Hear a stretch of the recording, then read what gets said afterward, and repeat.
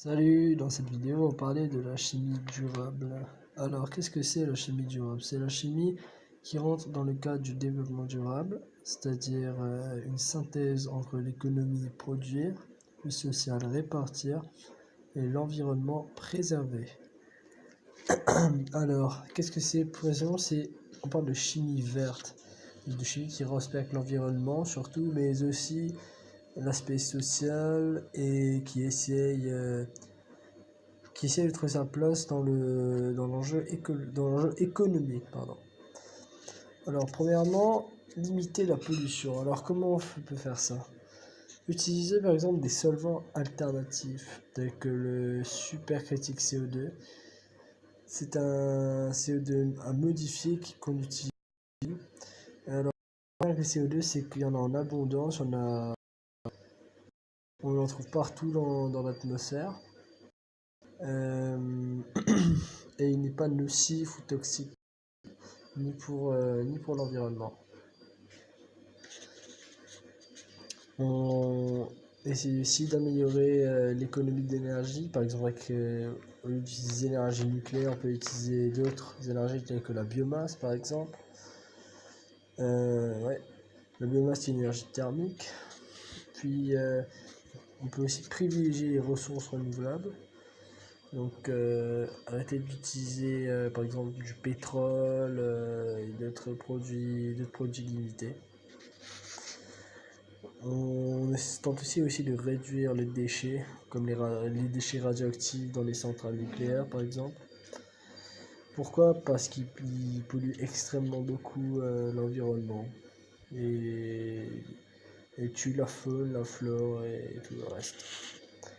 Aussi, on essaie de concevoir des produits dégradables, donc des produits qui peuvent s'adapter à l'environnement dans lequel nous vivons. C'est un aspect encore dur à maîtriser, mais l'homme fait de plus en plus d'avancées sur ça.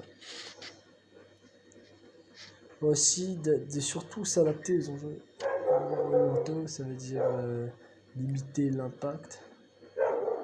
Donc, en tirant tout ça et toujours plus s'adapter à l'environnement. Voilà. Mais c'est aussi améliorer la condition humaine. Alors, qu'est-ce qu'on veut dire par là? C'est d'abord réduire le risque des accidents. Des accidents dans les laboratoires ou dans l'industrie pharmaceutique, dans les usines, etc., etc. C'est aussi travailler dans des conditions plus sûres, donc améliorer la qualité du matériel dans les laboratoires, ce qui sert beaucoup. Et aussi avoir un personnel beaucoup plus qualifié, donc mettre plus de vérification dans les écoles, dans les universités, etc. On cherche aussi à faire des conceptions de produits plus sûrs, donc non nocifs pour l'homme, surtout dans l'industrie pharmaceutique, où ça pose problème parfois, où les produits posent des problèmes de santé chez l'homme, etc. Mais cependant, la chimie verte a des limites. Donc le problème c'est l'enjeu économique, comme on a dit. L'écologie ça coûte cher parce que on a besoin de produits spéciaux